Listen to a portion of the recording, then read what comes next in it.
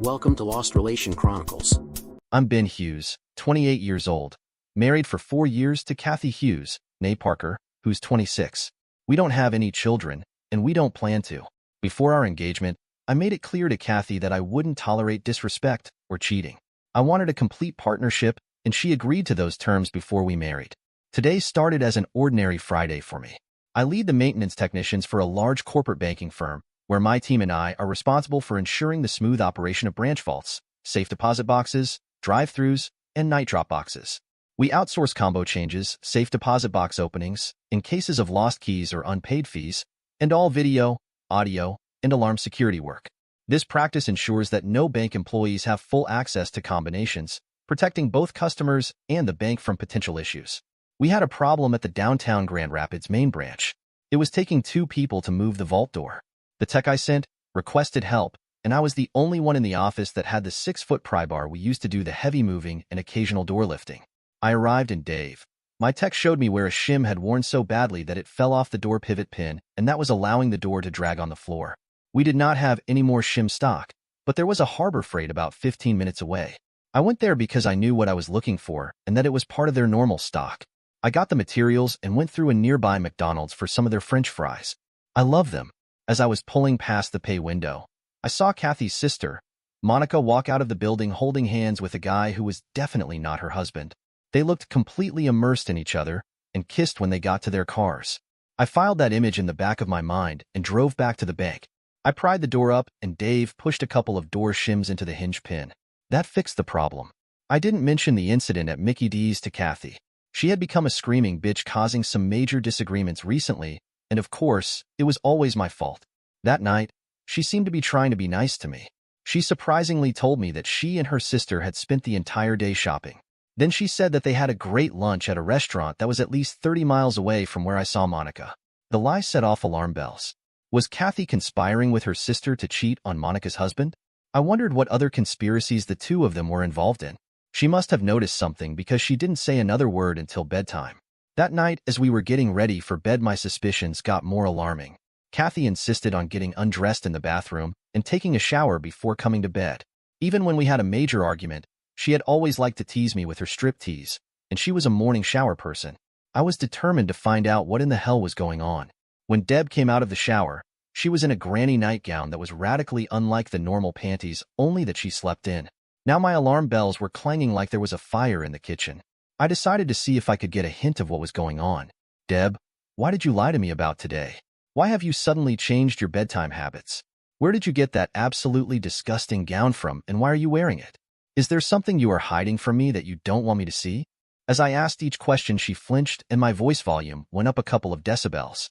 She looked at me with some sorrow, and then I saw anger start to come to the set of her jaw, and then she screamed, "I will not answer those accusations, you jealous a-hole.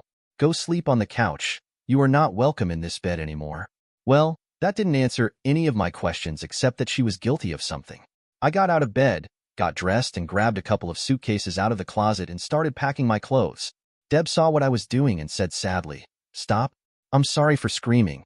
Please stop doing that and come to bed." I turned and looked at her and said, "You take off the ugly granny gown and tell me the truth about where you were all day, and I may come back to bed." I saw Monica making lovers moves on 28th Street today, and it wasn't with Alan, her husband. If you don't tell me the truth, I will continue packing and will also let Alan know what I saw. What's it going to be? She just pulled the covers up to her neck and said nothing. I continued packing. When I was finished, I took the suitcases down to the garage and put them in my car. I went back in and cleaned out the bathroom of the toiletries that I would need. I decided to try one last time to see what the hell was going on. I went back to the bedroom, and she had closed the door. There wasn't a lock on it, but when I tried to go in, the door would only move about 1/4 of an inch. She must have put the chair from her dressing table under the handle. I decided that it wasn't worth the fight right then to break the door down. I went toward the door.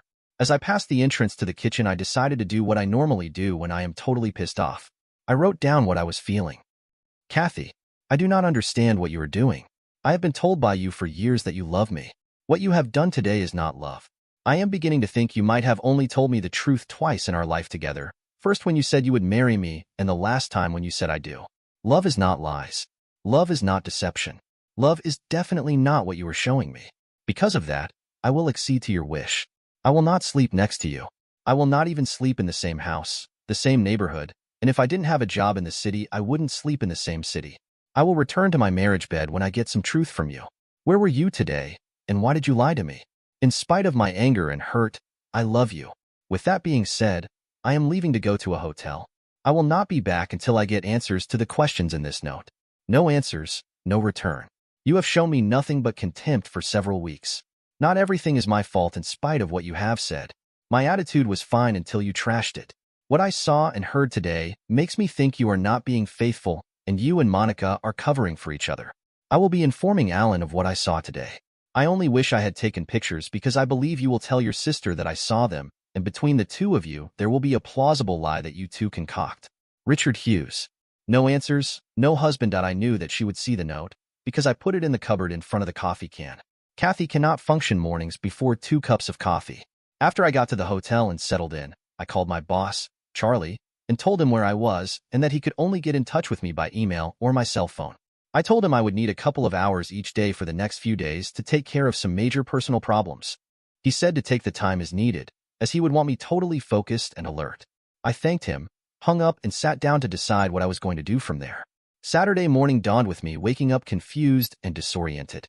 It took a moment to realize where I was. I realized that I was not in my home. Then I realized that my marriage was almost certainly over. After a few minutes wallowing in sorrow over what my life was doing, I got angry. I did not do anything to destroy our marriage. It seems Kathy did, or was planning to. I took my cell phone off the charger and looked at the missed calls. There were no calls. Apparently, my note made no impression. I must not have conveyed the correct amount of outrage and anger.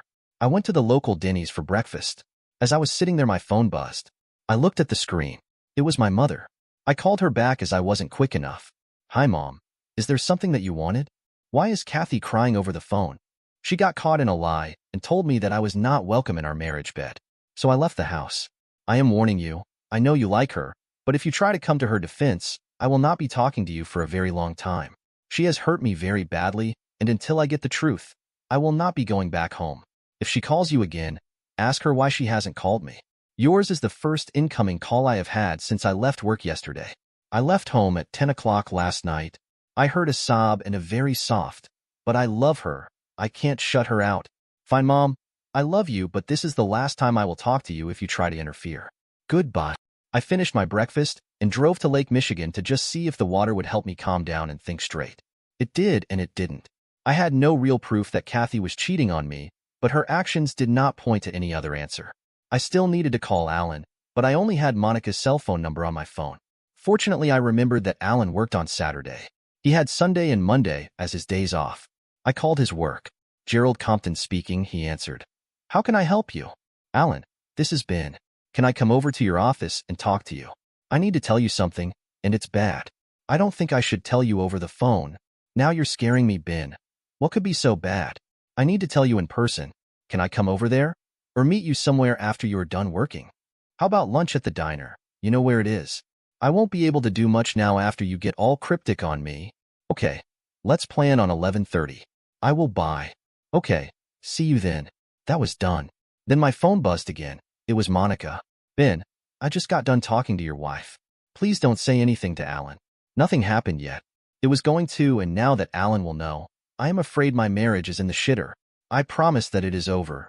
And you seeing us and last night woke me up to what I was planning. What about my loving wife and my marriage? Did she tell you she tried to cover for you? And when I called her on it, she kicked me out of our bed. Just so you understand, I am meeting Alan at 11:30, and if you don't tell him before then, I will. But one other thing. I hope that lunch at McDonald's was worth your marriage. It wasn't worth you screwing up mine. Goodbye.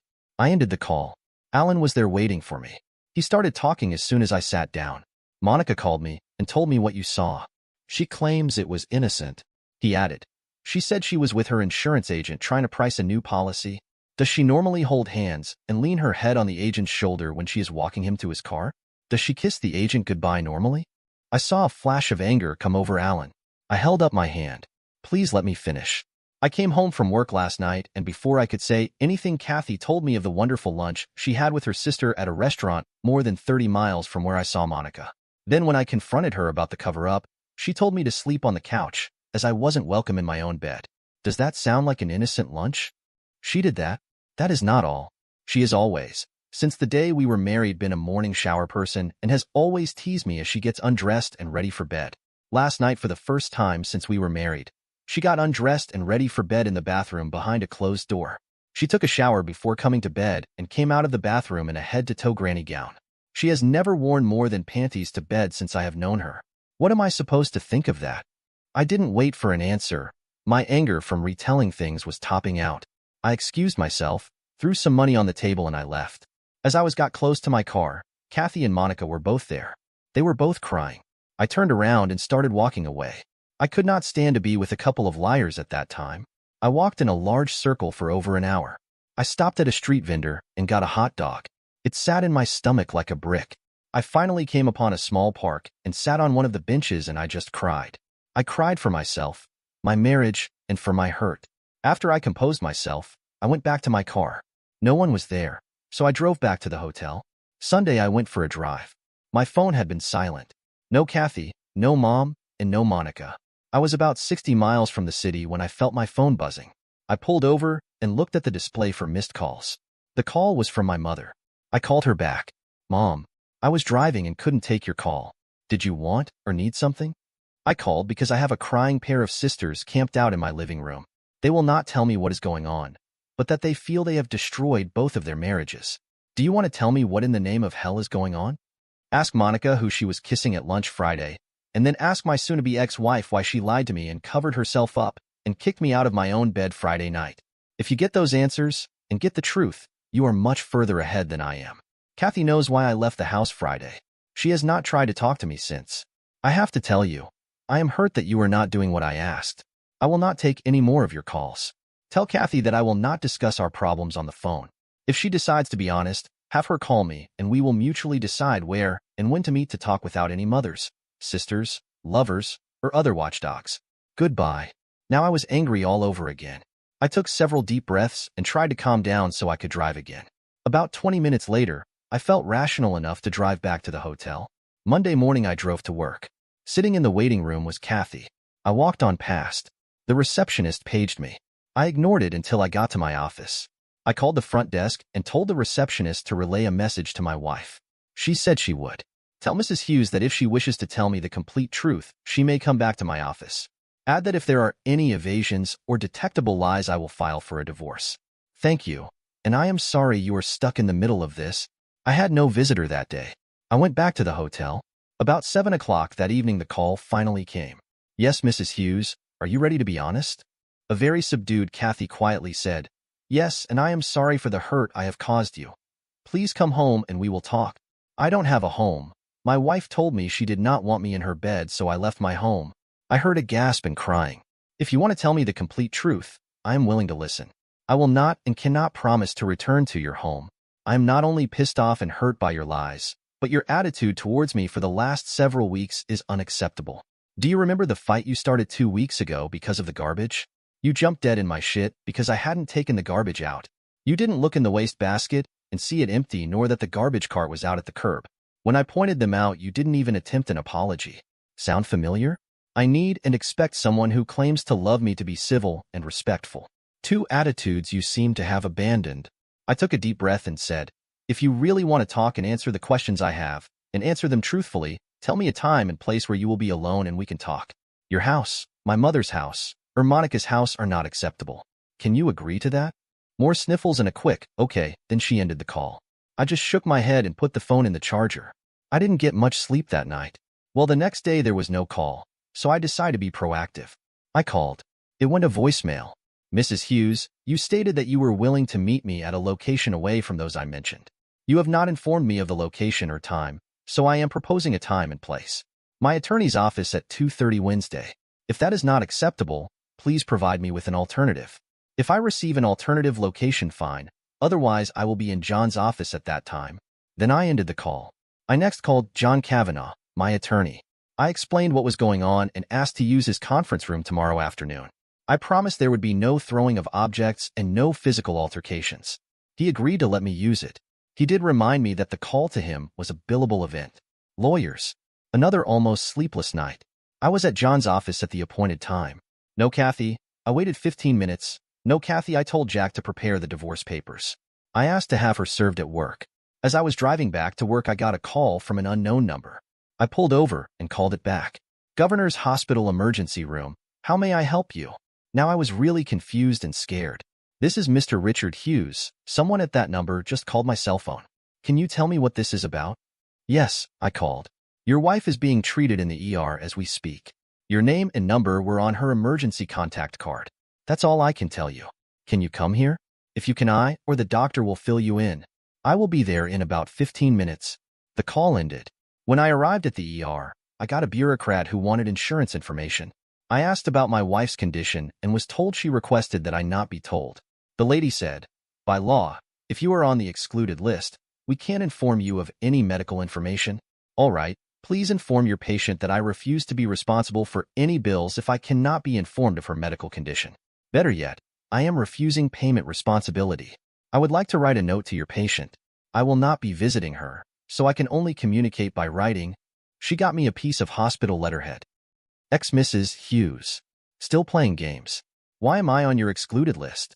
I have informed the hospital that I refuse to be responsible for the charges as I am not to be told what they are treating you for. Our next communications will be from my lawyer to yours. I am done. You can have the house, your car, and all of the bank monies. I just want out. I will have you served here or at the house. I will be over there to get all of my remaining stuff today. Please do me the courtesy of never trying to contact me except to agree to terms of the divorce. You didn't want to tell me the truth, so now you don't have to. I do not need any more hurt and will be quitting my job and moving away. I loved you, and you stabbed me in the back. Goodbye. The administrator took the note and scooted through the doors into the treatment area. I left and drove over to my house for the last time. I called Charlie and told him I was quitting. He asked me to stop and see him before I made it a formal request. I said, you deserve that. You have been a very good boss and a good friend. I just need to get away from this city. I retrieved all of the important stuff at my old house. I closed all of the closets and made sure everything was straightened up. I went to the office and talked to Charlie. He had a huge surprise for me. Don't quit. I have a position at a hospital group that the company just bought in Phoenix, Arizona. They need a facilities manager, and we were going to offer it to you next week. The salary is almost 50% more than what you get now, and we have an extended stay hotel suite reserved for a maximum of a year for you until you can find an apartment or house. Phoenix is an expensive town to live in and property is also the same. So we will give you a one-time bonus of $250,000 to pay for the difference between property values here and there. Do you want it? Yes, but there are two conditions I insist on. First, Kathy is not to know where I am from anyone in the company's employ. To do that, list me as voluntarily quitting and place a phony name on my files. One that only you know. Second, I will not have a company cell phone. I will turn my current one in and buy a new one that I will supply the number to my supervisor in Phoenix. Are those conditions okay? I want them because I will be filing for divorce before the week is out, and I want no one, not even my mother, to know where I am. Just a heads up. Once I am down there, I will not communicate with this office except through you. Should I get a call from any number from this area code, I will be gone. I will call the people I want to talk to from a burner phone that I will buy and use one day and get a different one the next. Holy shit. Kathy really burned you, didn't she? I am sorry to hear that. I will take care of this as you want it. Your file will be under Val Kilmer here. Then he asked, when do you want to start? I can be in Phoenix a week from next Monday. I can start then if you can give me all the details. I continued. I will drive down and stay in the suite until I find something else. Okay, I will have the details by tomorrow afternoon. I headed back to the hotel. When I got back into my room, but before I got sat down, my phone buzzed. The number was my mother's number. I let it go to voicemail. I had warned her, and she didn't listen. I decided to go back out to eat and change phones. As I was walking to the local restaurant, my phone buzzed again. This time it was a number I didn't recognize. I answered. Ben, this is Alan. Kathy wants you to come and see her. She told Monica and I that you have told her you are going to get a divorce. She wants to talk to you before you have her served. Alan, are you with her now? Yes, she has been admitted to the hospital and will be here for a couple of days. Please put your phone on speaker if she's awake. Okay, she is awake and listening. Fine. I am going to say things as if I was talking only to you. I do not want to have to talk to her because she put me on the excluded list to get her medical information. Tell her that I will talk to her as soon as some tells me what in the name of hell disease she has, or what she is injured to put her in the hospital. Then tell her that I will only come if I can bring my lawyer, and if she agrees to tell me the entire truth. She is nodding her head yes. She can't talk as she has a tube down her throat. Is she going to allow me to have her medical information? She is shaking her head no. This call is over. The divorce papers are heading to court now. She will be served next week. Goodbye. I ended the call. The divorce papers were served just as Kathy was discharged. She decided to make the process last as long as possible. Unfortunately for her, I was driving to Phoenix. I left a quitclaim deed for my half of the house. I only took enough money from our accounts to pay for gas, food, and lodging until I can get to the apartment. My lawyer had notified the court so that the court knew what I was doing, and I couldn't be accused skipping out. Kathy thought she would be cute, and through her lawyer, she demanded counseling. I said no, and the judge agreed. I also presented the judge my written property settlement. The divorce was granted, and no spousal support was ordered. Kathy got the house, but needed to sell it within 5 years or come up with half of the current appraised value as the quitclaim was not part of the approved settlement. Kathy must have found a sugar daddy because I received a certified check for more than $200,000 as my half of the equity. She has never tried to contact me. Now 5 years later, I was finally told what she was in the hospital for. She had a botched abortion, and she did not know who the father was, other than it wasn't me. The earth continues to turn, and the sun continues to rise. Dear listeners, please share your thoughts in the comments section below, and don't forget to like, share, and subscribe.